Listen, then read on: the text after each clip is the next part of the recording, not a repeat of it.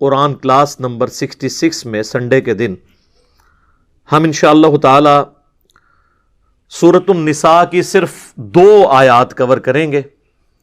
دونوں آیات لمبی ہیں اور اس میں کچھ کرٹیکل ٹاپکس ہیں جن کو میں نے ڈسکس کرنا ہے ان ڈیپتھ. آیت نمبر 23 اور آیت نمبر 24. آیت نمبر 23 جو ہے یہ سورۃ النساء میں پارہ نمبر 4 کی آخری آیت ہے، اور آیت نمبر 24 سورۃ النساء میں پارہ نمبر 5 کے اندر پہلی آیت ہے. اور ان دونوں آیات کے اندر 2 کریٹیکل ٹاپکس ڈسکس ہوئے ہیں، ان کو انشاءاللہ میں ان ڈیپتھ ڈسکس کروں گا. 23 نمبر آیت میں جو محرمات ابدیہ ہیں، ہمیشہ ہمیشہ کے لیے جو رشتے حرام ہو چکے ہوئے ہیں، جن کے ساتھ نکاح نہیں ہو سکتا، ان کو انشاءاللہ ڈسکس کریں گے. اسی کانٹیکسٹ میں داماد اور ساس کے حوالے سے لوگ سوال کرتے ہیں، سسر اور بہو کے حوالے سے. ان کو ہم عربی میں کہتے ہیں مساہرت کا رشتہ، سسرالی رشتے. ایون اب تو معاملات اتنے بگڑ چکے ہیں کہ ہم سے تو لوگوں نے یعنی باپ بیٹی والا بھی سوال یہاں پہ ہماری اکیڈمی میں بعض اوقات آ جاتا ہے. وَلِعَوْذُ بِاللَّهِ تعالیٰ. میں اشارتاً گفتگو کر رہا ہوں، بالکل ننگی بات کرنے کی ضرورت نہیں ہے، سب کو سمجھ آئے، کیونکہ میری کمپیٹنسی نہیں ہے گندے لطیفے سنانے والی، اس لیے میں اشارتاً گفتگو کروں گا. اور دوسرا ٹاپک جو ہے وہ نکاح متعہ سے متعلق، جو شیعہ کے ہاں رواج ہے اور اہل سنت کے ہاں بھی نکاح مسیار کے نام سے سعودی عرب والوں نے ایک شروع کیا ہے. اور اسی کانٹیکسٹ میں لونڈیوں کا جو سسٹم تھا اسلام میں، اس پہ بھی تھوڑی بہت انشاءاللہ ڈسکشن ہوگی، اور یہ ہوگی آیت نمبر 24 کے اندر. تو یہ چونکہ دونوں آیات کرٹیکل ہیں، دونوں میں کرٹیکل ٹاپکس ہیں، انشاءاللہ ہم اپنے آفیشیل جو چینل ہے یوٹیوب کا، اس پہ ان دونوں ٹاپکس کو الگ الگ کر کے بھی کلپس کی فارم میں اپلوڈ کریں گے. ایک تو کمبائنڈ فارم میں قرآن کلاس نمبر 66 اپلوڈ ہوگی انشاءاللہ کمپلیٹ لیکچرز والے چینل کے اوپر، اور جو ہمارا آفیشیل چینل ہے جس کے آلموسٹ سبسکرائبر 1.5 ملین ہونے والے ہیں الحمدللہ، اس کے اوپر ان کو الگ سے بھی ٹاپک بنا کے، تاکہ جب کوئی سرچ کرے تو یہ ٹاپکس آ جائیں انشاءاللہ تعالی. میرے بھائیو، سورۃ النساء کی آیت نمبر 23 جو پارہ نمبر 4 میں آخری آیت ہے، اس میں اللہ تعالیٰ نے محرمات ابدیہ، یعنی جو ہمیشہ ہمیشہ کے لیے محرم رشتے ہیں جن کے ساتھ نکاح ممکن نہیں ہے، ان کو ڈسکس کیا ہے. اس میں سے 12 تو ایسے ہیں جو ہمیشہ کے لیے حرام ہیں، اور چند ایک رشتے وہ ہیں جو وقتی طور پر حرام ہیں، ان میں گنجائش موجود ہے کہ کسی وقت میں وہ رشتہ آپ کر سکتے ہیں. لیکن 12 ایسے ہیں جو ہمیشہ ہمیشہ کے لیے محرمات ابدیہ کہلاتی ہیں، ہمیشہ کے لیے محرم رشتے، ان سے نکاح ممکن نہیں ہے. اس آیت کو ہم کور کر لیتے ہیں، اس کے کانٹیکسٹ میں انشاءاللہ پھر میں تفصیلی گفتگو بھی کروں گا. اعوذ باللہ من الشیطان الرجیم، بسم اللہ الرحمن الرحیم. حرمت علیکم، حرام کر دی گئی ہیں تمہارے لیے، امہاتکم، تمہاری مائیں. اب یہ 12 کانٹینیوس رشتے آئیں گے جن کے ساتھ کبھی بھی شادی ممکن نہیں ہے. اینڈ پہ جا کے ایک پاسبلٹی آئے گی جو وقتی طور پر، ٹیمپرری طور پر حرام رشتہ ہے، اور کچھ احادیث کے اندر بھی آئے ہیں، کچھ اگلی آیت کا تھوڑا سا حصہ اس میں بھی انشاءاللہ ڈسکس ہو جائے گا. حرام ہو گئیں تم پر تمہاری مائیں، وبناتکم، اور تمہاری بیٹیاں، واخواتکم، اور تمہاری بہنیں، وعماتکم، اور تمہاری پھپھیاں، یعنی والد کی جو بہنیں ہیں، سگی بہنیں، وخالاتکم، اور تمہاری خالائیں یعنی ماں کی بہنیں، وبنات الاخی، اور بھتیجیاں، تمہارے بھائی کی بیٹیاں، وبنات الاختی، اور تمہاری بہن کی بیٹیاں یعنی بھانجیاں، وَأُمَّهَاتُكُمُ اللَّاتِي أَرْضَعْنَكُمْ، اور وہ مائیں بھی جنہوں نے تمہیں دودھ پلایا ہے، یعنی جو رضاعت کا رشتہ ہے، یہ را کے اوپر زبر ہے، ایک رضا ہے جو نام بھی رکھا جاتا ہے، یہ ہے رضاعت، را ضاد الف عین تا، رضاعت عربی میں۔ رضاعت کے جو رشتے ہیں اس میں جو تمہاری مائیں ہیں جنہوں نے تمہیں دودھ پلایا ہے وہ بھی تمہارے لیے حرام ہو گئیں، اور اسی کے ساتھ ریلیٹڈ ہے وَأَخَوَاتُكُم مِّنَ الرَّضَاعَةِ، اور تمہاری وہ بہنیں بھی جو رضاعت کے رشتے سے تمہاری بہنیں بنتی ہیں، یعنی جس عورت کا تم نے دودھ پیا ہے اس کے ساری بہنیں، اس کی جو بیٹیاں ہیں وہ آپ کی بہنیں ہیں، لیکن یہ بہنیں صرف اسی بچے کی ہوں گی جس نے دودھ پیا ہے۔ یہ نہیں ہے کہ اس کے جو اپنے بہن بھائی ہیں وہ بھی اس کے ساتھ محرم والا معاملہ ہو جائے گا، نہیں، ان کا رشتہ ہو سکتا ہے، صرف اس ایک بچے کا رشتہ نہیں ہو سکتا جس نے اس عورت کا دودھ پیا ہے، اس کو کہتے ہیں رضاعت والا رشتہ۔ اور اس کانٹیکسٹ میں صحیح بخاری اور صحیح مسلم میں متفق علیہ دونوں میں یہ حدیث موجود ہے کہ اللہ کے محبوب صلی اللہ علیہ وآلہ وسلم نے فرمایا کہ جو رشتے نسب کی وجہ سے، خونی تعلق کی وجہ سے حرمت والے ہو جاتے ہیں، دودھ پلانے سے بھی وہ سارے رشتے حرمت والے ہو جاتے ہیں۔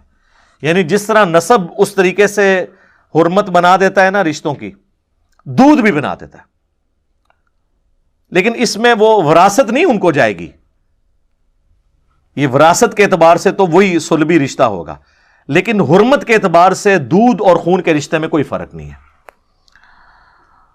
اور صحیح مسلم میں ایک اور حدیث ہے کہ ایک یا دو دفعہ دودھ پلانے سے رضاعت کا رشتہ اسٹیبلش نہیں ہوتا، بلکہ کم از کم 5 مرتبہ دودھ پلایا جائے مختلف اوقات میں، تو رضاعت کا رشتہ جو ہے وہ اسٹیبلش ہوگا۔ ویسے حنفی تو کہتے ہیں ایک دفعہ بھی پی لیا، غلطی سے بھی پی لیا، ہو گیا۔ ہم سے بھی لوگ مسئلے پوچھ رہے ہوتے ہیں، یہ بالکل غلط ہے۔ صحیح مسلم میں واضح حدیث ہے کہ کم از کم 5 دفعہ مختلف اوقات میں، ایک دفعہ تو ذاتی طور پہ بھی ہو سکتا ہے، تو یہ تو نہیں کہ اب اس کی سزا اولاد کو آگے ملے، 5 دفعہ مختلف اوقات میں۔ اہل تشیع کے ہاں بھی یہی ہے کہ 1-2 دفعہ سے نہیں ہوگا، بلکہ نمبر آف ٹائم، اور یعنی اس طریقے سے پلایا جائے کہ اس کا پیٹ بھر جائے، 5 مواقع کے اوپر کم از کم صحیح مسلم میں حدیث موجود ہے۔ اور اسی کانٹیکسٹ میں ایک اور حدیث ہے صحیح بخاری اور صحیح مسلم میں کہ نبی صلی اللہ علیہ وآلہ وسلم نے فرمایا کہ رضاعت کا رشتہ بھوک کی عمر تک اسٹیبلش ہوگا، اور وہ 2 سال ہے، اس حدیث میں آیا۔ اور ویسے الگ سے سورۃ البقرہ میں بھی آیا کہ 2 سال ہے دودھ چھڑانے کی مدت۔ 2 سال کے بعد اگر کوئی کسی کا دودھ پی لیتا ہے بچہ، 2.5 سال کا بچہ یا کوئی بڑی عمر کا نوجوان بھی، یہ بڑی عمر کی رضاعت بھی لوگ پوچھ رہے ہوتے ہیں نا، وہ آپ کو پتہ ہے عرب کے مفتیوں نے فتویٰ دیا تھا، جب ان سے پوچھا گیا کہ جی ہمارے آفس میں غیر محرم جو ہے وہ مرد کام کرتے ہیں، تو انہوں نے یہ فتویٰ جاری کیا کہ بھئی آپ کے آفس میں جو عورتیں ہیں نا وہ اس طرح کریں کہ اپنا دودھ ان کو پلا دیں، تو وہ ان کے بھائی بن جائیں گے۔ وہ مطلب یہ نہیں کہ ڈائریکٹ پلانا، یعنی وہ کسی برتن میں نکالیں دودھ کو اور وہ پی لیں 5 موقع کے اوپر، تو وہ ان کے بھائی بن جائیں گے، تو مسئلہ ختم ہو جائے گا۔ اور اگر کسی کا دودھ نہیں ہے تو وہ ٹیکا لگوا لے، ٹیکا لگوانے سے بھی دودھ اتر آتا ہے نا، تو اس سے بھی، تو حالانکہ وہ تو اب 2 سال کی عمر تو کراس کر چکے ہیں، 2 سال کے بعد رضاعت کا رشتہ اسٹیبلش ہی نہیں ہوتا۔ اور ان کا بھی کیا قصور ہے؟ یہ تو امام ابن تیمیہ کا بھی یہی موقف ہے، تو وہ پرانے بزرگوں کو لے کے چل رہے ہیں۔ کاش انہوں نے یہ حدیث پڑھ لی ہوتی اور بخاری اور مسلم دونوں میں جو تھی کہ بھوک کی عمر تک، اور وہ نبی علیہ السلام نے فرمایا کہ 2 سال تک، اس کے بعد رضاعت کا رشتہ اسٹیبلش نہیں ہوگا، اور سورۃ البقرہ میں بھی 2 سال آئے۔ تو یہ میں نے اس کو ساتھ اس لیے کلیئر کر دیا تاکہ کسی کو کوئی اس میں پریشانی نہ ہو۔ تو یہاں تک ہم پہنچے تھے کہ جو مائیں اور بہنیں ہیں دودھ کے رشتے کی وجہ سے، وہ بھی تمہارے لیے حرام ہے، ان سے تمہاری شادی نہیں ہو سکتی۔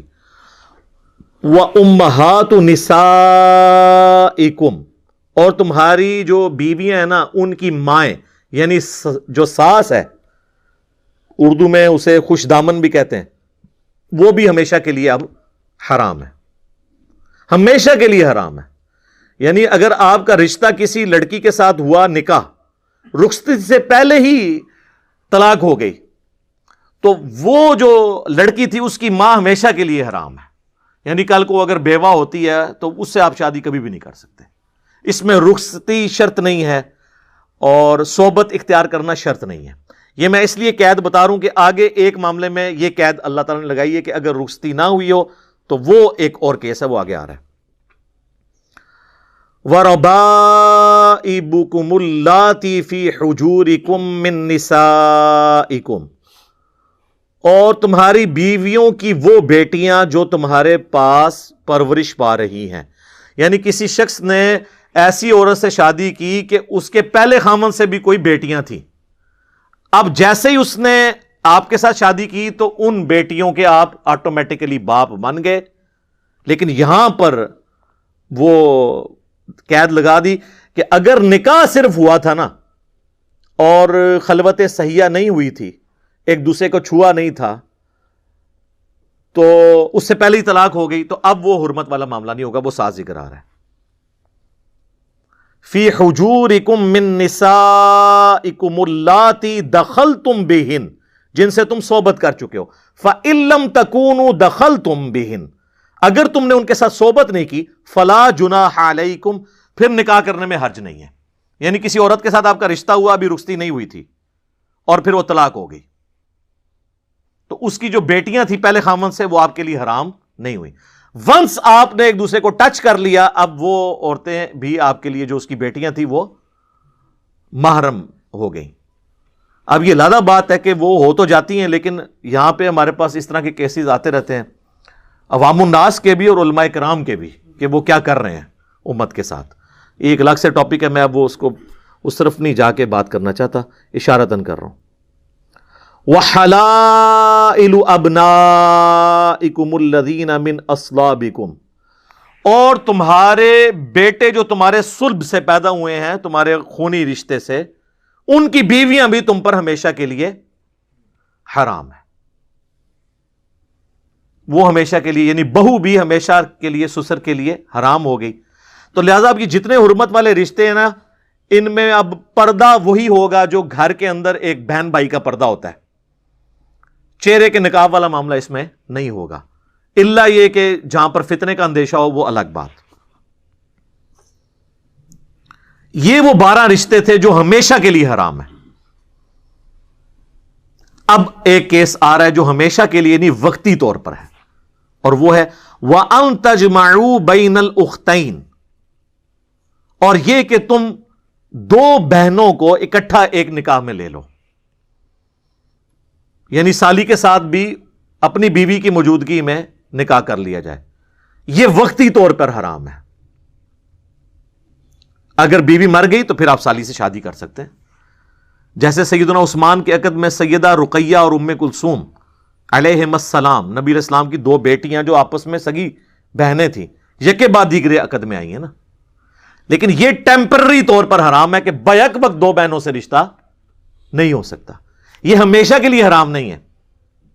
اور اسی کی ایکسٹینشن آگے آ جائے گی اگلی آیت کے اندر کہ جو خامدوں والی عورتیں ہیں وہ بھی حرام ہیں. یعنی آپ کی بیوی میرے اوپر حرام ہے، میری بیوی آپ کے اوپر حرام ہے جب تک وہ میری بیوی ہے. لیکن اگر وہ میری بیوی نہیں رہتی، آپ کی بیوی نہیں رہتی، پھر وہ کہیں بھی رشتہ کر سکتی ہے. لیکن جب تک وہ خامن والی ہے، وہ کہیں اور رشتہ نہیں کر سکتی. تو یہ بھی وقتی طور پہ ہے، اس کا ذکر اگلی آیت میں آ جائے گا 24 نمبر میں. یہ ٹیمپرری ہے. اور یہ جو آیا نا وَأَن تَجْمَعُوا بَيْنَ الْأُخْتَيْنِ کہ 2 بہنوں کو اکٹھا نہیں کر سکتے، اسی کی ایکسٹینشن ایک بخاری مسلم میں آئی ہے کہ نبی علیہ السلام نے فرمایا کہ پھوپھی اور بھتیجی کو ایک نکاح میں جمع نہیں کر سکتے، اور خالہ اور بھانجی کو بھی نہیں کر سکتے. یعنی آپ کسی کی پھوپھی کے ساتھ شادی کریں، اس کی بھتیجی کے ساتھ آپ پیرلل میں شادی نہیں کر سکتے. اور اس کو سمجھنے کا ایک بڑا آسان سا فارمولہ ہے، آپ کسی بھی 2 عورتوں کو اکٹھا اپنے نکاح میں نہیں لے سکتے کہ ان 2 عورتوں میں سے اگر ایک کو مرد تصور کر لیا جائے اور ان دونوں کی آپس میں شادی ممکن نہ ہو. مثلا کیا بہن اور بھائی کی شادی ہو سکتی ہے؟ نہیں. تو اس کا مطلب ہے کہ 2 بہنیں تھیں، ان میں سے ایک کو بھائی تصور کر لیا لڑکا، تو ان کی آپس میں شادی ہو سکتی ہے. تو بس اب یہ دونوں عورتیں بھی اکٹھی ہو کے کسی اور مرد کے عقد میں نہیں جا سکتی. اسی طرح کوئی شخص اپنی پھوپھی سے شادی کر سکتا ہے؟ نہیں. تو اگر وہ شخص لڑکی ہو اور اس کی پھوپھی بھی فیمیل ہے، اب یہ دونوں کسی ایک مرد کے عقد میں بیک وقت نہیں آ سکتی. سمجھ آ گئی؟ یہ سمپل فارمولہ ہے کہ ہر وہ دو عورتیں کہ ان میں سے وقتی طور پہ ایک مرد تصور کر لی جائے اور ان کی آپس میں شادی نہ ہو سکتی ہو, تو وہ دونوں عورتیں اکٹھی کسی اور کے عقد میں نہیں جا سکتی. لیکن یہ ٹیمپرری طور پر, وقتی طور پر حرمت والا رشتہ ہے. اگر ان میں سے کسی ایک کو وہ طلاق دے دے کہ اب مر جائے ایک ان میں سے, پھر اس کے ساتھ شادی ہو سکتی ہے. پھوپھی مر گئی اب بھتیجی سے شادی ہو سکتی ہے, خالہ مر گئی اب بھانجی کے ساتھ شادی ہو سکتی ہے. تو یہ وہ تھے جو ٹیمپرری طور پہ ہیں, باقی 12 جو ہیں وہ ہمیشہ کے لیے حرام رشتے ہیں. اب اسی کانٹیکسٹ میں مصاہرت کا بیان بھی کر دوں. یہ فقہ حنفی میں بڑا ایک مشہور ہے اور بڑی کتابیں لکھی ہوتی ہیں مصاہرت کے اوپر. مصاہرت عربی میں کہتے ہیں سسرالی رشتوں کو, اور وہ کہتے ہیں جی مصاہرت والا جو معاملہ اگر ہو گیا, یعنی مثلاً یہ فقہ حنفی میں جو لکھا ہوا ہے اس کا قرآن و حدیث سے کوئی تعلق نہیں ہے, کیونکہ قرآن و حدیث نے جو حرام بتانا تھا وہ قرآن میں اور بخاری مسلم میں بتا دیا. اب مولانا شریف نے جو ہے نا وہ اپنی طرف سے چیزیں داخل کی ہیں, تو مولانا شریف کو قرآن سے اور بخاری مسلم سے اٹھا کے تھوڑی دیر کے لیے نہیں ہمیشہ کے لیے باہر رکھیں, اور پھر دیکھیں کہ یہاں پہ حرمت والے رشتوں میں کوئی ایسی بات ہوئی ہے. وہ بتاتے ہیں آپ کو مصاہرت والا رشتہ, بڑی کتابیں لکھتے ہیں اور کہتے ہیں جی پتہ ہے جی, پھر پوچھ رہے ہوتے ہیں لوگوں سے کہ جی اگر کسی مرد نے اپنی ساس کو شہوت کے ساتھ چھوا, غلطی سے یا جان بوجھ کے, صرف چھو لیا, تو اس کی اپنی بیوی اس پہ ہمیشہ کے لیے حرام ہو گئی, یہ وہ کہتے ہیں. اور وہ کہتے ہیں کہ اس لیے کہ قرآن میں آیا ہوا ہے کہ جی وہ ساس تو اس پہ حرام تھی, لیکن قرآن میں یہ تو نہیں آیا کہ ساس کے ساتھ اگر وہ ایسا معاملہ کر لیتا ہے تو اس کی اپنی بیوی جو آلریڈی اس سے پہلے اس نے اپنے عقد میں لی تھی وہ نکل جائے گی. یہ زیادہ ایک حرام فعل ہوگا. اسی طریقے سے اگر کسی سسر نے چھو لیا اپنی بہو کو غلط نیت کے ساتھ, ویسے تو محرم تھے آپس میں, تو وہ کہتے ہیں وہ چھو لیا اور خامند بیچارہ بار محنت کر رہا ہے, وہ اس کے عقد میں سے اس کی بیوی نکل گئی, قصور پیو دا بھگت رہا. ہوں پنجابی کہتے ہیں خسم نانی کرے تے چٹی دو طرح پر ہے. اتنے جناب وہ پیو نے کام پایا ہے تو کہتے ہیں کہ وہ بیٹے کے عقد سے اس کی بیوی نکل گئی, وہ بیٹا بیچارہ باہر ہے اس کو پتا بھی نہیں. اور اسی میں وہ آگے پھر کہتے ہیں کہ اگر کوئی باپ کسی لڑکی کا رات کے وقت اندھیرے میں اٹھا اور اس نے ہاتھ لگانا تھا اپنی بیوی کو, غلطی سے نیند میں, غلطی سے بھی, سر نوٹ کریں, غلطی سے بھی اپنی بیٹی پہ پڑ گیا تو اس کی اپنی بیوی ہمیشہ کے لیے اس پہ حرام ہو گئی, ہمیشہ کے لیے, دوبارہ اب نکاح بھی نہیں ہو سکتا. جان بوجھ کے نہیں, غلطی سے بھی. تو جان بوجھ کے تو اب یہ سارے کے سارے معاملات چاہے جان بوجھ کے کسی نے کیا یا غلطی سے کیا, اس کی وجہ سے, اس حرام کام کی وجہ سے کوئی حلال رشتہ ہمیشہ کے لیے ختم نہیں ہوگا. وہ جو ختم ہونے والے تھے وہ یہ آ گئے یہاں پہ رشتے.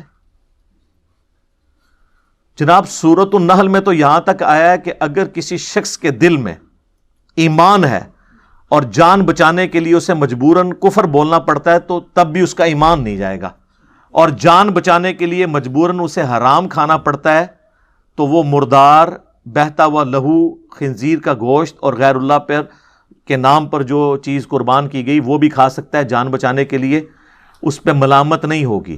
اور یہاں پہ کہہ رہے ہیں کہ غلطی سے بھی ہو گیا تو ہمیشہ کے لیے یہ ہو گیا. اسے وہ کہتے ہیں مصاہرت کا رشتہ. اور یہ بہت زیادہ سوال اور اس کے اوپر بڑے کلپس لوگوں نے بنا کے اپلوڈ کیے ہوتے ہیں اور وہ بتا رہے ہوتے ہیں, حالانکہ کہیں پر قرآن و حدیث میں موجود نہیں. اور پھر ہمیں کہہ رہے ہوتے ہیں کہ آپ قرآن و حدیث سے نکال کے بتائیں کہ جی جس میں لکھا ہو کہ رشتہ باقی رہے گا. یہ رشتے کو ختم کرنے کے لیے دلیل آپ نے دینی ہے, دعویٰ تو آپ نے کیا ہے. ہماری دلیل یہ ہے کہ قرآن نے حرمت والے جو رشتے بتانے تھے وہ بتا دیے. یہ بھی مسئلہ اس طرح ہوتا تو بتا دیتے. پھر بھی آپ کی تسلی کے لیے بتائیں کہ صحیح بخاری آپ کھولیں, کتاب النکاح چیپٹر نکال لیں اس کا. اس میں امام بخاری نے باقاعدہ ایک پورا باب باندھا ہے اس حوالے سے, ابن عباس کے حوالے سے حدیث لی اور نیچے کئی ایک صحابہ اور تابعین کے اقوال لیے ہیں جس میں انہوں نے فقہ حنفی پہ رد کیا ہے کہ اس طرح اگر کوئی کر لیتا ہے تو اس کی اپنی بیوی فارغ نہیں ہوگی, یہ مصاہرت والے رشتے کے اعتبار سے. تو امام بخاری نے صحیح بخاری میں یہ رد کیا ہے. مراد یہ فتنہ پرانا ہے اور امام بخاری نے اس کے اوپر رد کیا، حالانکہ امام بخاری نہ بھی رد کرتے، قرآن میں واضح نص موجود ہے۔ جب قرآن کہہ رہا ہے کہ حرمت والے رشتے یہ ہیں، تو آپ اپنی طرف سے تو کوئی حرمت والا رشتہ تو نہیں بنا سکتے، یہ تو شریعت سازی ہے، یہ تو بدعت ہے۔ اب یہاں پر ایک اور مسئلہ بھی میں بتا دوں، صحیح بخاری اور صحیح مسلم میں ایک حدیث ہے کہ نبی علیہ السلام نے نکاح شغار کرنے سے بھی منع فرمایا ہے، جسے ہم اردو میں اور پنجابی میں وٹا سٹا کہتے ہیں، لیکن یہاں پر وٹا سٹا اور ہوتا ہے۔ جو ہمارے ہاں وٹا سٹا رائج ہے نا، یہ حرام نہیں ہے، وہ حدیث میں موجود ہے بخاری اور مسلم دونوں میں، کہ کوئی شخص اپنی بہن یا بیٹی کا رشتہ اس شرط پہ کسی مرد سے نہیں کر سکتا کہ تو اپنی بیٹی مجھے دے دے، میں اپنی بیٹی تجھے دیتا ہوں، یا تو اپنی بہن کا نکاح میرے ساتھ کر دے، میں اپنی بہن کا نکاح تیرے ساتھ کرتا ہوں، اور اس کے بدلے حق مہر میں نہیں دوں گا۔ میرا حق مہر یہ ہے کہ میں نے اپنی بہن یا بیٹی تجھے دے دی، اور تیرا حق مہر یہ ہے کہ تو نے اپنی بہن۔ تو حق مہر کے بغیر اس طرح کا رشتہ کرنا، اسے کہتے ہیں نکاح شغار یا وٹا سٹا۔ یہ والا وٹا سٹا حرام ہے۔ لیکن اگر دو مرد آپس میں کہتے ہیں کہ میں اپنی بہن کا رشتہ تمہارے ساتھ کرتا ہوں، تم میرے ساتھ کر دو، اور دونوں کا حق مہر رکھا جاتا ہے، تو اس میں کوئی حرج نہیں، یہ والا وٹا سٹا حرام نہیں ہے۔ یا کوئی شخص کہتا ہے میں اپنی بیٹی کا رشتہ تمہیں دیتا ہوں، تم اپنی بیٹی کا رشتہ مجھے دو، ٹھیک ہے، اور دونوں کا الگ الگ حق مہر رکھا جائے، اور یہ شرط لگا کے نہ ہو کہ جی اگر نہیں دو گے تو میں نہیں کروں گا، اس طرح کا معاملہ نہ ہو، تو اس میں کوئی نہیں، جیسے عموماً رشتہ داروں میں ہو جاتا ہے، اور اس کی انٹینشن یہ ہوتی ہے کہ چلو ایک رشتہ زیادہ مضبوط ہو جائے گا، وہ اس کو طلاق نہیں دے گا، وہ اس کو طلاق نہیں دے گا، اور لوگ کہہ رہے ہوتے ہیں وٹا سٹا اسلام میں حرام ہے۔ وٹا سٹا یہ والا حرام ہے جس میں حق مہر نہ رکھا جائے۔ اچھا، اسی طریقے سے سورۃ البقرہ میں اللہ تعالیٰ نے فرما دیا کہ مشرک عورت کے ساتھ نکاح نہیں کر سکتے، نہ مشرک مرد کے ساتھ، اور اس سے مشرک سے مراد اہل حدیث والا مشرک نہیں ہے، اس مشرک سے مراد ہے جو کافر مشرک ہے، جو کلمہ گو نہیں ہے۔ جو کلمہ گو مشرک ہے اس کا معاملہ الگ ہے، وہ مسلمان ہے، آپ کو ہم پابند نہیں کرتے کہ آپ ضروری کریں، وہ تو ابن ماجہ میں حدیث ہے اپنے کفر میں شادی کرو، ہم پلہ لوگوں میں، لیکن یہ مشورہ ہے، اگر کوئی ہم پلہ لوگوں میں نہ بھی کرے تو شادی تو ہو جائے گی، لیکن پریفریبل ہے کہ اپنے اسی خاندان کے اندر کی جائے، تاکہ عادتیں ملتی جلتی ہوتی ہیں، نبھنا آسان ہو جاتا ہے۔ تو جو چیزیں کلچرل ہیں ان کا معاملہ ایک پیرلل میں اس کا خیال اپنی جگہ رکھنا ضروری ہے، لیکن اس کو آپ شریعت نہیں بنا سکتے۔ بہرحال اس میں ایک شاذ قول ہے صحیح بخاری میں سورۃ البقرہ کی انہی آیات کے کانٹیکسٹ میں، عبداللہ ابن عمر کا، وہ کہتے تھے کہ بھئی میں اس سے بڑا شرک کوئی نہیں سمجھتا کہ کوئی شخص حضرت عیسیٰ ابن مریم کو اللہ کا بیٹا کہے یا اللہ کہے، یعنی وہ یہ کہتے تھے کہ اہل کتاب کی عورتیں بھی چونکہ مشرکہ ہیں لہٰذا ان سے نکاح درست نہیں ہے، لیکن امت کا اجماع ہے کہ عبداللہ بن عمر کا یہ قول شاذ ہے، یعنی یہ قول ایکسیپٹیبل نہیں ہے، امت کے اجماع کے خلاف ہے، صحابہ کے اجماع کے خلاف ہے۔ کیوں؟ قرآن میں سورۃ المائدہ میں اللہ تعالیٰ نے فرمایا کہ جو آخر میں آیات نازل ہونے والی ہیں سورۃ المائدہ کی، کہ آج کے دن اہل کتاب کی عورتیں بھی تمہارے لیے حلال ہوئیں، اور ان کا ذبیحہ بھی اگر اللہ کے نام پر ہو تو حلال ہوا۔ تو اللہ کو تو پتا تھا کہ اہل کتاب جو ہیں وہ سارے ہی آلموسٹ مشرک ہیں، وہی قرآن آپ کو بتا رہا ہے نا سورۃ المائدہ میں، لقد کفر الذین قالوا ان اللہ هو المسیح ابن مریم، وہ کافر ہیں جو کہہ رہے ہیں کہ عیسیٰ ابن مریم ہی اللہ ہے، اور لقد کفر الذین قالوا ان اللہ ثالث ثلاثہ، وہ بھی کافر ہیں جو کہہ رہے ہیں تین میں سے ایک ہے اللہ، یعنی گاڈ دا ہولی فادر، اور جو سیدنا عیسیٰ ہیں وہ ہولی سن ہے، اور روح قدس جو ہے وہ اس کو کہتے ہیں ہولی گوسٹ، یا حضرت مریم کے بارے میں پہلے عقیدہ ہوتا تھا، اب ہولی گوسٹ اس کی جگہ آ گیا۔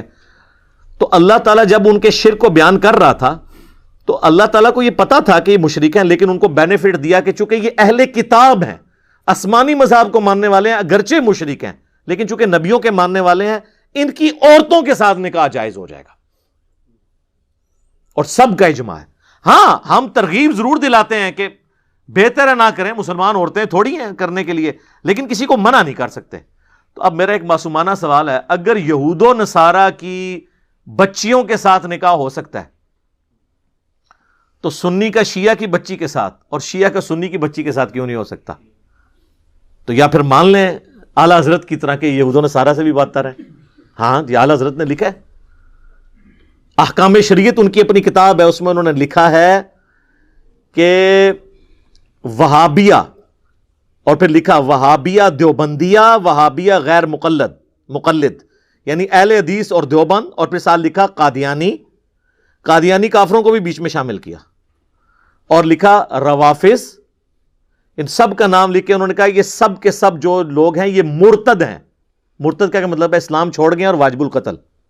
اور یہ 1,00,000 دفعہ بھی اللہ کا نام لیں تو ذبیحہ مردار ہی رہے گا. البتہ یہود و نصارہ اگر اللہ کا نام لے کر کریں تو وہ حلال ہوگا، یہ حرام رہے گا. 1,00,000 دفعہ بھی نام لے تو کس کس کا؟ دیوبندی، اہل حدیث، شیعہ، ان سب کا. اور قادیانی کافروں کو بھی بیچ میں ڈال دیا.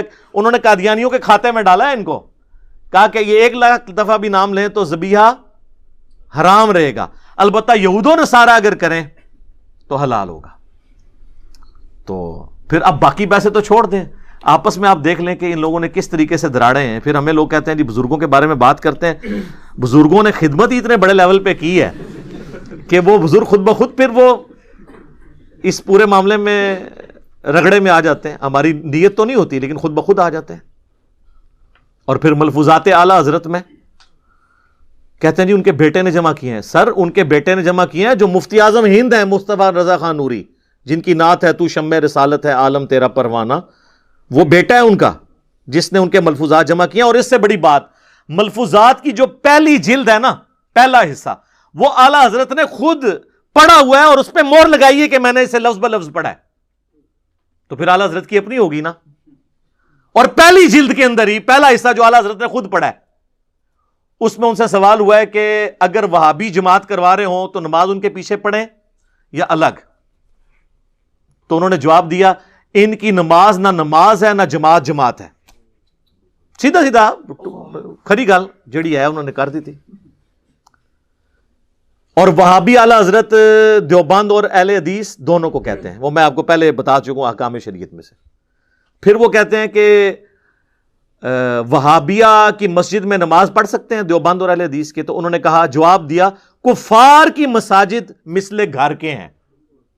کفار ڈائریکٹ لفظ لکھا، یعنی جس طرح کافر کی مسجد ہے نا تو گھر کے مثل ہے. یعنی وہ جو بخاری مسلم میں حدیث ہے کہ میرے لیے پوری کی پوری زمین پاک کر دی گئی ہے، میرا امتی جہاں چاہے نماز پڑھ سکتا ہے.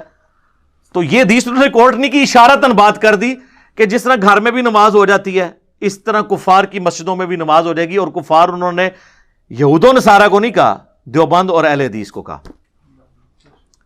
ابھی بات ختم نہیں ہوئی. پھر تیسرا سوال ان سے ہوا کہ یہ وہابی دیوبند اور اہل حدیث جب اذان دے رہے ہوں تو ان کی اذان کا جواب دینا چاہیے.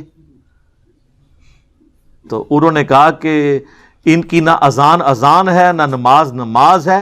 اور پھر کہا ان کی اذان بھی ان کی نماز اور جماعت کی طرح باطل ہے. بڑی وہ صحیح بات ہی انہوں نے کی، جب میں ان کی نماز ہی کہہ رہا ہوں نہیں ہوتی ہے تو اذان کی تو باطل ہے. البتہ جب اذان میں اللہ اور اس کے محبوب صلی اللہ علیہ وآلہ وسلم کے مبارک نام آئے تو آپ عز و جل یا جل جلالہ یا صلی اللہ علیہ وآلہ وسلم کہہ سکتے ہیں. باقی نہ ان کی اذان اذان ہے نہ نماز نماز ہے نہ جماعت جماعت ہے. بات ہی ختم کر دی. یہ ہے بزرگان دین کی خدمات. جب ہم ہائی لائٹ کرتے ہیں تو کہتے ہیں نہیں ہم سب ایک ہیں، کوئی مسئلہ نہیں ہے. تو انجینئر صاحب ویسے اختلافات، سر ایک ہیں تو پھر بتائیں کہ ہمارے بزرگوں نے جو کام ڈالا ہے یہ کام ان لوگوں نے ڈالا تھا، ہم ان سے لانے برات کرتے ہیں. پھر ہم یہاں تک نہیں رہیں گے، پھر ہم اگلی بات کریں گے کہ جنہوں نے کام ڈالا تھا اور لوگوں کو کافر کہا تھا تو اب وہ جن کو کہا وہ تو نہیں تھے، تو پھر کافر کون ہوا؟ کہنے والا. تو یہ کون کہے گا کہ ہمارے بڑے بزرگ جو ہیں وہ کافر ہیں؟ تو ہر صورت میں پھنسیں گے. اور یہ میں بار بار اس لیے باتیں ہائی لائٹ کرتا ہوں تاکہ آپ کو پتہ چلے کہ وہ جو ہمارے پچھلے دنوں ہمارے ایک بابا جی جو فوت ہو گئے ہیں، اللہ تعالیٰ ان کی غلطیوں سے درگزر کرے، تو وہ انہوں نے مرنے سے کچھ عرصہ پہلے ہی 9 نومبر 2020 کو انہوں نے بادشاہی مسجد جو دیوبندیوں کے پاس ہے اس کے باہر مزار اقبال کے اوپر تقریر کرتے ہوئے جب مغرب کی اذانیں شروع ہوئیں تو انہوں نے کہا چلو جی اٹھو جی، انہاں دی کیڑی گل ہے، یہ تے سوراں دے سور نے. یعنی ان کی اذان تو اذان ہے ہی نہیں ہے. تو کہتے ہیں ڈبنگ ہو گئی یہ تو اعلیٰ حضرت کی تو اپنی کتاب میں لکھا ہوا ہے جو انہوں نے لفظ بلفظ پڑھی ہے. تو اعلیٰ حضرت تو ان سے بڑی ہستی ہیں، انہوں نے تو اس سے بڑی بات کر دی ہے. کہنا انہاں بڑے دے اخلاص منگو تو بڑے بڑے لوگ ہم گداواں نو خیر پا ہی دیں گے. چلو جی چلیے او بھابیاں دی اذان اے تے کیڑا دے اے تے سور دے سور چلو چلیے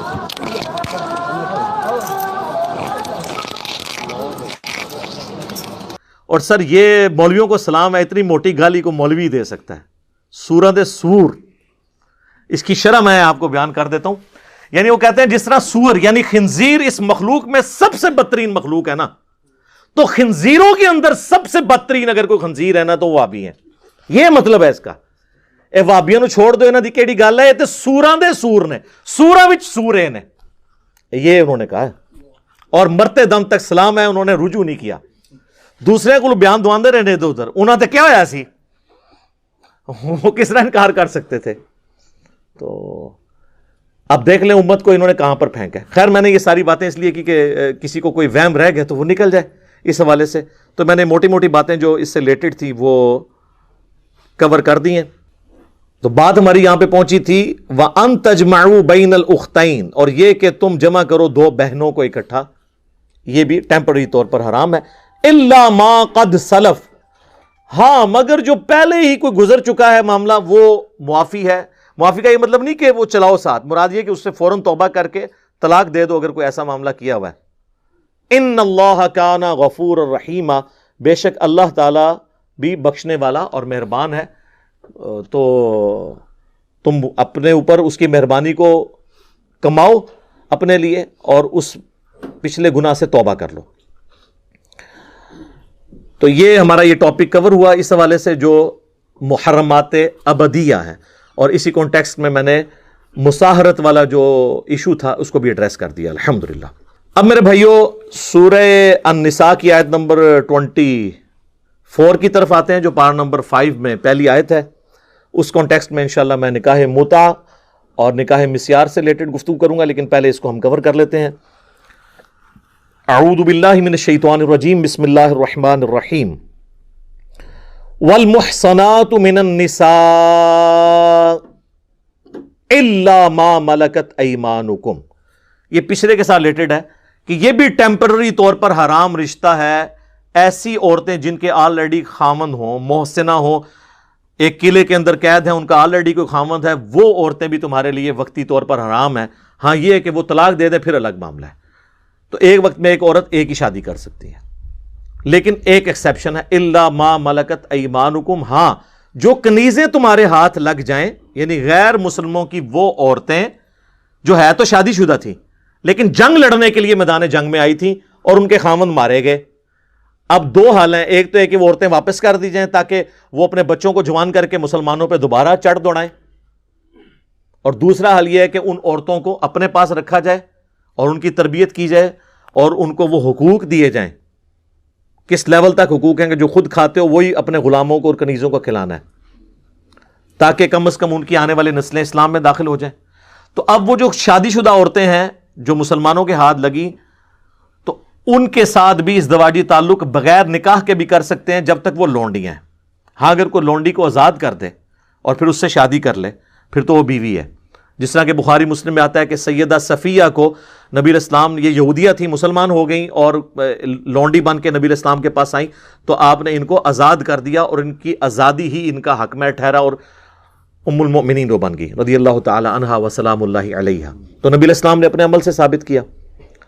البتہ اگر آپ اس کو آزاد نہ بھی کرتے تب بھی اس کے ساتھ تعلق قائم کر سکتے ہیں، اگرچہ وہ شوہروں والی ہیں، ان کے شوہر چاہے مر چکے ہوں یا زندہ ہوں، دونوں صورتوں میں، چونکہ اب وہ لونڈی بن چکی ہیں. لیکن اس میں بھی شرائط ہیں، یہ اگر وہ پریگننٹ ہے پھر نہیں کر سکتے. ٹھیک ہے، یعنی وہ والا جو باقی کیسز جو ہیں وہ اپنی جگہ رہیں گے جو عورتوں کے حوالے سے ہوتے ہیں. اس کو کہتے ہیں استبرا ہونا چاہیے، یعنی ان کا حمل خالی ہو، حیض والا ایشو نہ ہو، وہ پوری کی پوری چیزیں. ولادہ سے ایک ٹاپک ہے، میں اور اس کو سکپ کرتا ہوں. اس حوالے سے صحیح مسلم میں ایک حدیث ہے، نبی علیہ السلام کو یعنی شکایت لگائی گئی اس حوالے سے کہ کسی نے کسی حاملہ لونڈی کے ساتھ تعلق قائم کیا ہے یا کوشش کی ہے، تو آپ نے فرمایا کہ میں نے ارادہ کیا کہ میں اس پہ ایسی لعنت کروں جو قبر تک اس کے ساتھ اندر جائے، کہ ان کو نہیں پتا کہ اس طریقے سے معاملہ نہیں کیا جائے گا. تو یہ جو لونڈی والا سسٹم ہے اس پہ ڈیٹیل سے اگر آپ نے پڑھنا ہے نا تو مولانا مودودی رحمہ اللہ کی کتاب ہے الجہاد فی الاسلام، جس میں ساری حکمتیں اس کو ڈسکس کی گئی ہیں. اور انہی آیت جو یہ سورہ نساء کی آیت نمبر 24 کے کانٹیکسٹ میں آپ تفہیم القرآن بھی پڑھ لیں، وہاں پہ بھی انہوں نے چیزیں ڈسکس کی ہیں. وہ آج ٹاپک نہیں ہے بہرحال اینڈ رزلٹ یہ ہے کہ آج کی ڈیٹ میں یہ سسٹم آبسلیٹ ہو چکا ہے اسلام کے ڈسکریج کرنے کی وجہ سے. آج کوئی لونڈیوں والا سسٹم باقی نہیں ہے کہ کوئی پیسے دے کے تو کوئی علاقہ غیر سے یا وہ کے پی سے جا کے عورت خرید کے لے آئے یا کوئی فلپائن والی عورت خرید کے لے آئے. نہیں وہ نہیں ہوگی, وہ زنا ہی ہوگا. اب یہ سسٹم آبسلیٹ ہو چکا ہے, یہ ختم ہو چکا ہے سسٹم, کیونکہ غلامی دنیا سے ختم ہو چکی ہے. اسلام نے جگہ جگہ آپ دیکھیں کئی ایک گناہوں کے کفارے کے طور پر غلام کو آزاد کرنے کی ترغیب دلائی. آہستہ آہستہ ایسا ڈسکریج ہوا, یہ سسٹم ختم ہو گیا الحمدللہ. الا ما ملکت ایمانکم, ہاں جو کنیزیں ان کا معاملہ الگ ہے. کتاب اللہ علیکم, یہ اللہ تعالیٰ نے تم پر شریعت فرض کی ہے. وَأُحِلَّ لَكُم مَّا وَرَاءَ ذَلِكُمْ, اور تم پر حلال کر دی گئی ہیں ان کے سوا تمام عورتیں. یعنی یہ جو حرمت والے 12 رشتے پچھلی آیت میں بیان ہوئے, آیت نمبر 23 میں, جو محرمات ابدیہ ہیں, اور کچھ ایسے جو وقتی طور پر حرام ہیں, جیسے 2 بہنوں کو اکٹھا جمع کرنا, پھوپھی اور بھتیجی کو اور خالہ اور بھانجی کو جمع کرنا, یا جس عورت کی آلریڈی شادی ہے اس کو آپ اپنے عقد میں نہیں لے سکتے. یہ ٹیمپرری کو بھی اور پرماننٹ چھوڑ کے, ان کے علاوہ دنیا کی ہر عورت تمہارے لیے حلال ہے کہ تم اس کے ساتھ شادی کر سکتے ہو. تو آپ دیکھ لیں حرام بہت تھوڑا ہے, حلال بہت زیادہ ہے, بشرطے کہ آپ کو رشتہ مل جائے. ٹھیک ہے.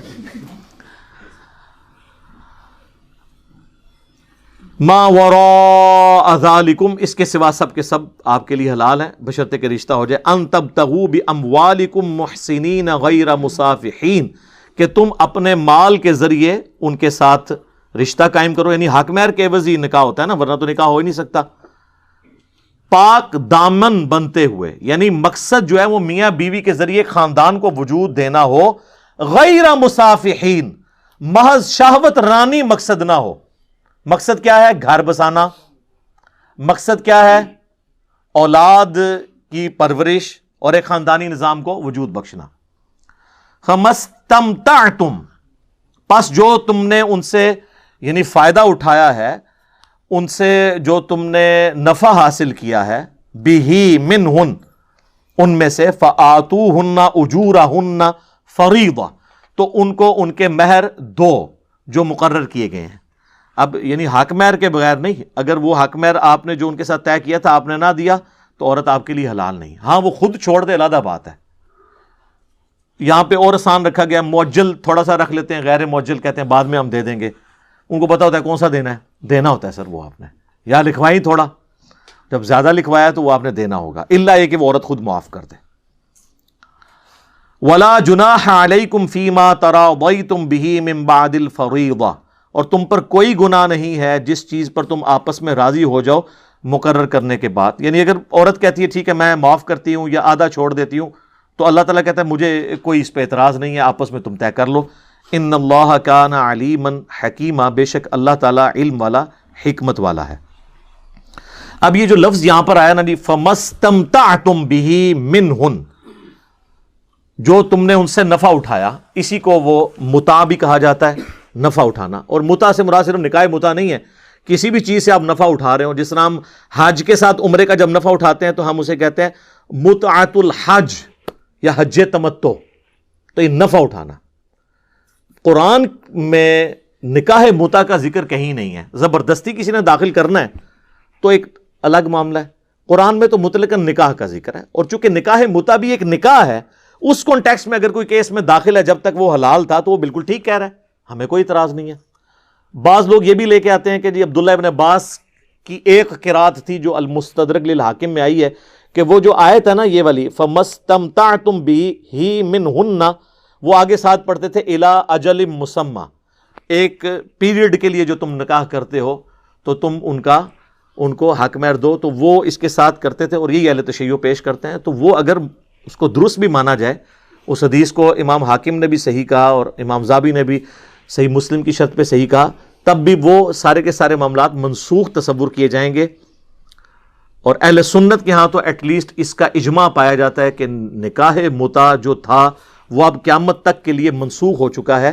یہ نہیں ہے کہ پہلے نہیں تھا, پہلے تھا.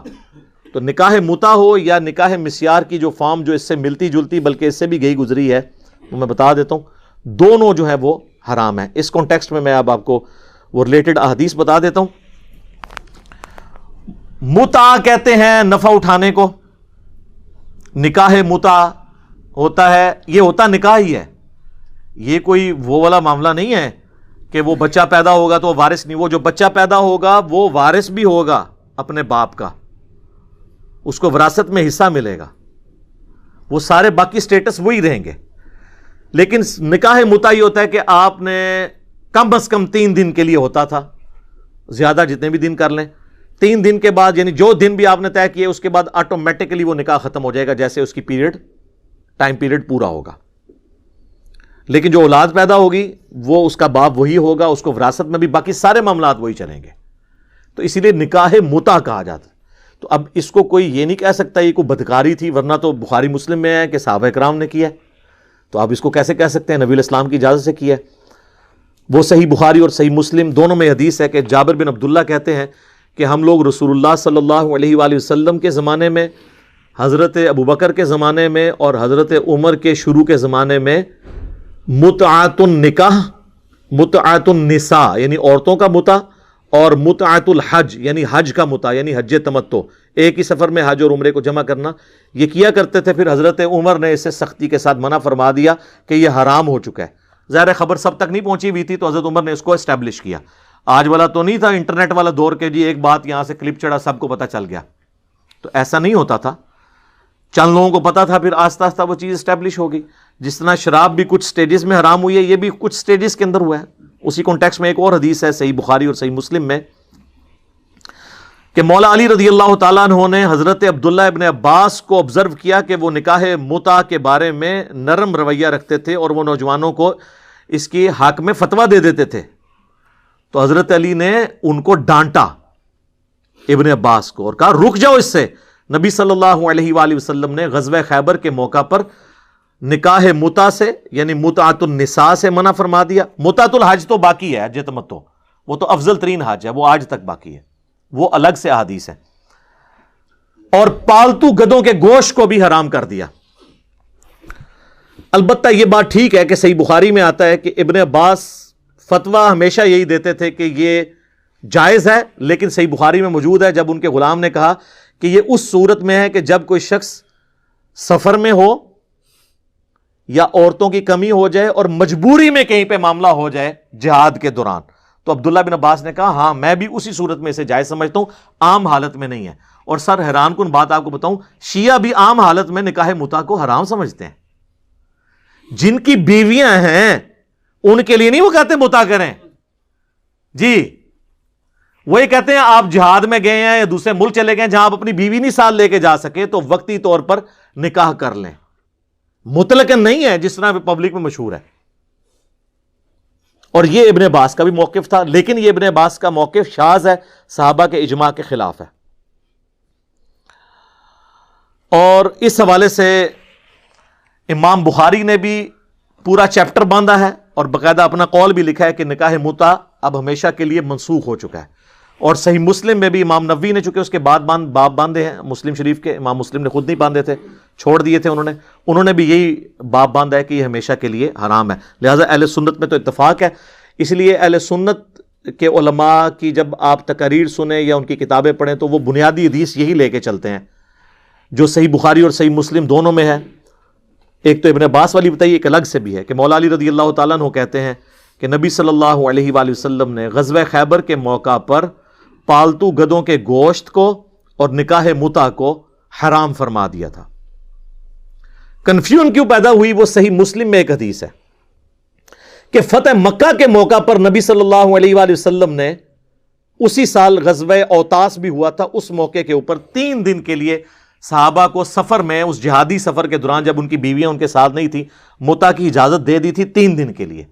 وہ جو پابندی تھی وہ وقتی طور پر نبی الاسلام نے اللہ کی وحی کے ذریعے اٹھائی.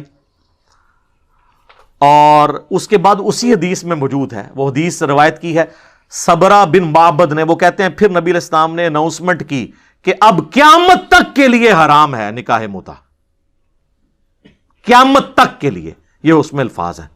اور 26 احادیث ہیں صحیح مسلم میں، ایک پورا چیپٹر ہے، اس میں آپ کو کئی صحابہ سے ملے گا کہ اب یہ حرام ہے. اور وہ انٹرنیشنل نمبر ہے ان احادیث کا 3410 سے لے کر 3435 تک، 3410 سے 3435 تک. اور اس میں آپ ایک حدیث تو ضرور پڑھیے گا، 3429 نمبر 3429، کہ عبداللہ ابن زبیر جب خلیفہ بنے، عبداللہ ابن زبیر خلیفہ بنے ہیں 64 ہجری کے بعد، جب مولا علی کو فوت ہوئے کم از کم 24 سال گزر چکے تھے. تو مولا علی کے سمجھانے کے باوجود بھی عبداللہ ابن عباس اپنے فتوے پہ قائم تھے، وہ نکاح متع کو جائز سمجھتے تھے، انہوں نے رجوع نہیں کیا. تو پھر شیعہ یہی پھر سنیوں کو پھکی دیتے ہیں نا، وہ کہتے ہیں تم کہتے ہو صحابہ جو ہیں وہ ستاروں کی مانند ہیں، تو پھر ابن عباس ستارہ نہیں ہے جس کے بارے میں بخاری میں حدیث ہے کہ اسے اے اللہ قرآن کا علم عطا فرما؟ تو پھر آپ لوگ اس کو نہیں مانتے. تو ہم کیا کہتے ہیں کہ ان کا قول شاذ ہے. اور بعض لوگ کہتے ہیں رجوع کر لیا تھا، رجوع والی تو کوئی بات نظر ہی نہیں اس میں آ رہی. بخاری میں بھی موجود ہے کہ وہ اس کنڈیشن کے اندر فتویٰ دیتے تھے. اور مسلم شریف میں عبداللہ بن زبیر خلیفہ بنے 64 ہجری میں، 73 ہجری میں وہ شہید ہوئے ہیں 9 سال کے لیے. یزید کے مرنے کے بعد حجاز میں ان کی حکومت تھی. تو وہ خطبہ دے رہے ہیں، خطبے کے دوران انہوں نے عبداللہ ابن عباس کی طرف اشارہ کر کے کہا کہ بعض لوگ دنیا میں اپنی آنکھوں سے اندھے ہو چکے ہیں اور اللہ نے ان کو دل کا بھی اندھا کر دیا کہ وہ اس قسم کے فتوے دیتے ہیں کہ نکاح متع جائز ہے. اب عبداللہ ابن عباس کو غصہ آ گیا، انہوں نے اسی خطبے کے اندر ہی کہا کہ تم بے ادب اور کم فہم ہو. امام المتقین صلی اللہ علیہ وآلہ وسلم جو پرہیزگاروں کے امام تھے، انہوں نے متع کی اجازت دی ہے. تو یہ مطلب ہے کہ عبداللہ ابن عباس اپنی بات پہ قائم تھے. تو اچھا، مسلم شریف میں نا امام مسلم نے نا گستاخی سے بچنے کے لیے نا عبداللہ ابن عباس کا نام نہیں لکھا، رجلن، ایک مرد، ایک مرد. لیکن آپ باقی حدیث کی کتابیں اٹھائیں گے نا تو وہ آپ کو نام بھی، وہ فلاں کا نام بھی پتہ چل جائے گا. مسند ابی عوانہ کے اندر باقاعدہ مینشن ہے کہ وہ عبداللہ ابن عباس تھے. تو عبداللہ ابن عباس ہی ظاہر یہ کہہ سکتے تھے نا بے ادب کم فہم. کوئی تابعی تو نہیں کہہ سکتا تھا ایک صحابی دوسرے صحابی کو، عبداللہ ابن زبیر کو، کہ امام المتقین نے ہمیں اجازت دی تھی صلی اللہ علیہ وآلہ وسلم. تو عبداللہ ابن زبیر نے کہا کہ تو پھر کر کے بتا متع، تو دیکھ میں تجھے رجم بھی کرواؤں گا. یعنی ظاہر وہ تو خلیفہ تھے، تو انہوں نے دھمکی لگائی کہ پھر ٹھیک ہے تو فتوی دینا، آپ کر رہا پھر تو دیکھ میں تینل کے کرنا. اور یہ حدیث کافی لمبی ہے. اس کے بعد پھر ایک تابعی جو ہے اس کے ساتھ حدیث میں ہی آگے الفاظ ہیں، وہ تابعی کہتے ہیں کہ یہ متع جو ہے مجبوری کی حالت میں جائز تھا، جو میں نے آپ کو پہلے صحیح بخاری میں بتایا کہ عبداللہ بن عباس بھی مطلقاً متع کو جائز نہیں سمجھتے تھے، نہ شیعہ مطلقاً سمجھتے ہیں. جہاد کے دوران یا جہاں پہ بیوی ساتھ نہ ہو دوسرے ملک کے اندر، وہ تو آپ کو پتہ ہے پچھلے دنوں آپ کی اہل حدیث کی بھی ایک جہادی تنظیم ہے، ان کے بارے میں نے اخبار میں پڑھا ہے، وہ نکاح جہاد کے لیے عورتیں گئی ہوئی تھی وہاں پہ شام کے اندر ان اہل حدیثوں سے نکاح کرنے کے لیے. وہ اس کو نکاح متع کا نام نکاح جہاد رکھ لیا ہے، وہ نکاح متع ہی سی، وقتی طور پہ گئی ہیں سن اسلامی بہنیں خدمت کرنے کے لیے. تو یہ حرام ہے. اب یہ معاملہ حرام ہو چکا ہے، جس طرح شراب اب ہمیشہ کے لیے حرام ہے، یہ حرام ہے. حضرت عبداللہ ابن عباس کے قول کو ہم درست نہیں مانتے. تو وہ صحیح مسلم کی حدیث میں وہ آتا ہے، وہ تابعی کہتے ہیں کہ جس طرح مردار کھانا مجبوراً جان بچانے کے لیے جائز ہو جاتا ہے، اس صورت میں جائز ہے، مطلقاً یہ جائز نہیں ہے. اور پھر آگے وہ جو صحابی جنہوں نے یہ حدیث بیان کی ہے کہ قیامت تک کے لیے حرام ہو گیا، ان کا بیٹا عمر بن عبدالعزیز کو، جو خلیفہ تھے بنو امیہ کے، اور لیکن مجدد بھی ہیں، کیونکہ بنو امیہ کی ساری غلط کاریوں کو انہوں نے درست کیا الحمدللہ. تو عمر بن عبدالعزیز کی موجودگی میں نا وہ اسی صحابی کا بیٹا جو صبرہ بن معبد کا بیٹا ہے، ربیع بن صبرہ، وہ عمر بن عبدالعزیز کو یہ حدیث سناتا ہے کہ میرے باپ نے خود بھی نکاح متع کیا تھا، اور انہوں نے مجھے بتایا تھا کہ نبی علیہ السلام نے فتح مکہ کے موقع پر چند دنوں کے لیے اجازت دی تھی، پہلے خیبر کے بعد حرام ہوا، اور پھر جب یہاں حرام ہوا تو وہ ہمیشہ کے لیے حرام ہو گیا غزوہ اوتاس کے موقع پر فتح مکہ والے سال. اور وہ جو روایت بیان کر رہے ہیں وہ کہتے ہیں میں وہاں پہ موجود تھا عمر بن عبدالعزیز کے پاس. اچھا، یہ ساری جو مسلم شریف کی حدیث ہے نا، یہ مسند ابی عوانہ کے اندر بھی آتی ہے، اور وہاں پہ وہ رجل ان کے نام بھی موجود ہے کہ وہ عبداللہ ابن عباس تھے. اور اس کے آگے یہی ربیع بن صبرہ کہتا ہے کہ عبداللہ ابن عباس نے مرنے سے پہلے اپنے فتوے سے رجوع کر لیا تھا. لیکن یہ الفاظ مسلم میں نہیں ہے، بخاری سے بھی یہی پتہ چلتا ہے کہ کوئی رجوع نہیں کیا. اب یہ ان کا حسن ظن ہے کہ ان کا حسن ظن ہوگا، کیونکہ انہوں نے یہ نہیں کہا کہ مجھے انہوں نے بتایا ہے. انہوں نے کہا کہ وہ انہوں نے رجوع کر لیا تھا، اب وہ کیا ہے، ان کی سند ہے، ان تک پہنچی بات نہیں پہنچی. بل اہل سنت عبداللہ ابن عباس کے حوالے سے جان چھڑانے کے لیے یہ روایت پیش کرتے ہیں. باقی جو اکثریت اہل سنت کی وہ اس روایت کا سہارا نہیں لیتی، وہ کہتی ہے کہ جی یہ کیسے ہو سکتا ہے انہوں نے رجوع نہ کیا ہو جب ان کو احادیث کا پتہ چلا تھا. تو وہ ظاہر ہے وہ خود بھی مجتہد تھے، وہ ان احادیث کو منسوخ تصور نہیں کرتے تھے اور کیٹاسٹرافک کنڈیشن کے لیے باقی مانتے تھے. لہٰذا اہل سنت اہل تشیع اس مسئلے پہ لڑنے کی ضرورت نہیں ہے. عام حالت میں تو نہ شیعہ متا کے قائل ہیں اور نہ اہل سنت تو کسی صورت بھی قائل نہیں ہے. وہ کیٹاسٹرافک کنڈیشن میں ہے اور آپ کو یوٹیوب کے اوپر کئی ایک بحثیں مل بھی جائیں گی. اور اہل سنت دوسری طرف نکاح مسیار کا جو ہے نا وہ دفاع کر رہے ہوتے ہیں. کیوں کہ وہ سعودیہ والے مفتیان نے دے دیا.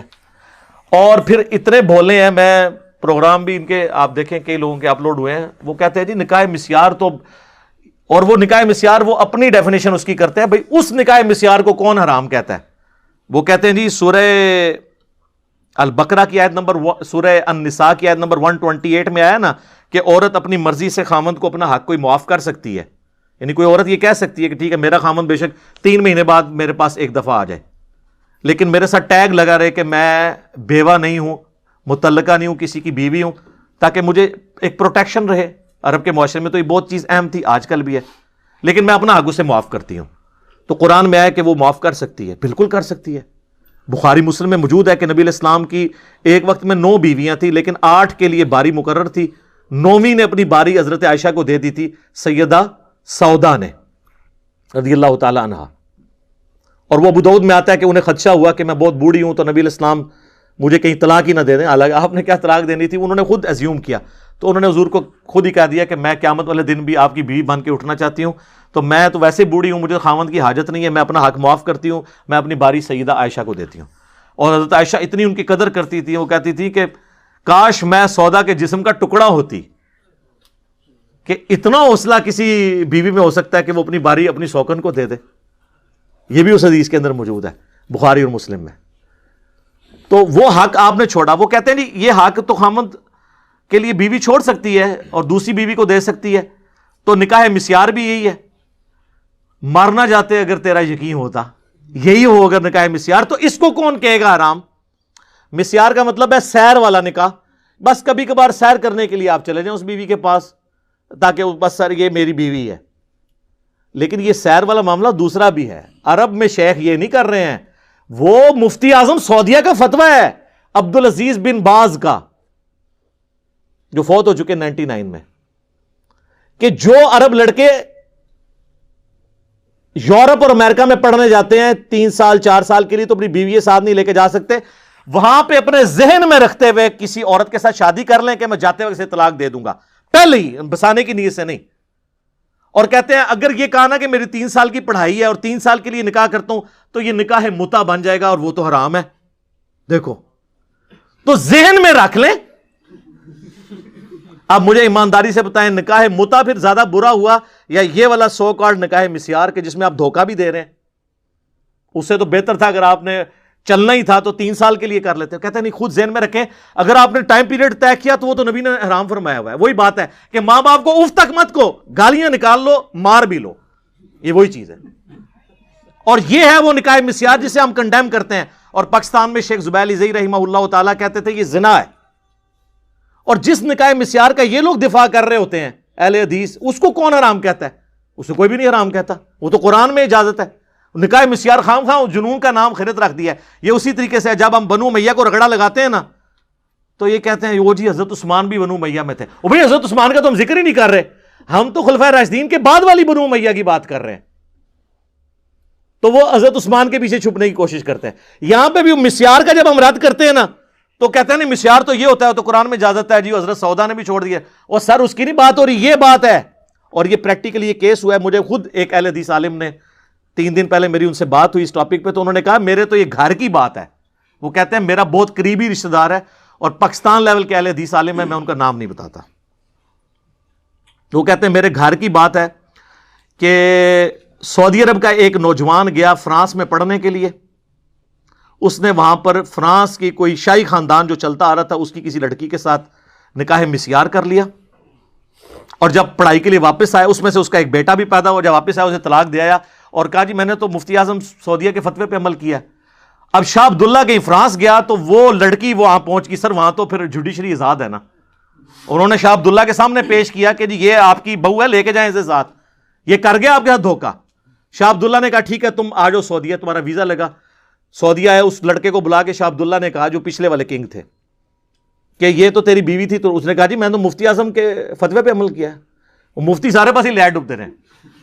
حالانکہ انہی کے لیول کے ان کے بعد جو مفتی اعظم تھے نا صالح العثیمین, انہوں نے بن باز کا رد کیا ہے کہ اس کا یہ حرام ہے فتویٰ. وہ نہیں تھے اس فتوے کو جائز سمجھتے, وہی سعودیہ سے ان کا رد ہوا. تو شاہ عبداللہ نے کہا بھی اس کو بساؤ. اس نے کہا میں نے نہیں رکھنی. اور نقصان کیا ہوا, اس کا جو بیٹا تھا جو مسلمان تھا, اس کا نام اب میں نہیں بتاتا, پھر یہ پہنچ جائیں گے کس کی بات کر رہے ہیں, نام بھی مجھے پتا ہے. وہ اس نے اپنی بہن کو دے دیا, وہ اب آج عیسائی ہے اور جوان ہو چکا ہے. اور یہ جو اہل حدیث عالم کہتے ہیں کہ میرا بہت قریبی رشتہ دار, بہت ہی قریبی, اب وہ میں رشتہ بھی نہیں بتاتا ورنہ تب بھی یہ پہنچ جائیں گے, جو سعودی نیشنل تھا, اس نے پھر والنٹیئرلی پھر شاہ عبداللہ نے کہا یار کوئی تم میں سے شادی کر لے. تو اس نے پھر اس کے ساتھ شادی کی کہ یار ہماری عزت رہ جائے. اور اس کی وجہ سے اس فرینچ عورت کو نیشنلٹی بھی مل گئی. اور مزے کی بات, وہ آخری وقت تک ابھی بھی زندہ ہے, وہ سعودیہ میں رہ رہی ہے. وہ اس نے اسلام نہیں چھوڑا, وہ مسلمان ہی ہے. اور مسلمانوں نے مفتیوں کے فتووں کے ساتھ یہ کیا ہے. یہ وہ فتویٰ ہے جس کو ہم حرام سمجھتے ہیں اور نکاح متع سے بدتر سمجھتے ہیں, اس طرح کے نکاح مسیار کو. اور آپ جس طریقے سے چھپنے کی کوشش کر رہے ہیں اس نکاح متع کو پاگل ہے جو نکاح مسیار کو حرام کہے گا. وہ والا مسیار اور ہے, یہ مسیار اور ہے, سیر سپاٹے والا. ٹھیک ہے جی. اللہ تعالیٰ سے دعا جو حق بات میں نے کہی اللہ تعالیٰ ہمارے دلوں میں راسخ فرمائے. اگر جذبات میں میرے منہ سے کوئی غلط بات نکل گئی اللہ تعالیٰ ہمارے دلوں سے محو کر دے, ہمیں معاف بھی فرما دے. ہمیں کتاب و سنت کی تعلیمات پر عمل کر کے دوسرے بھائیوں تک پہنچانے کی توفیق عطا فرمائے. سبحانک اللہم و بحمدک اشہد ان لا الہ الا انت استغفرک و اتوب الیک وما علینا الا البلاغ المبین. جزاکم اللہ خیرا.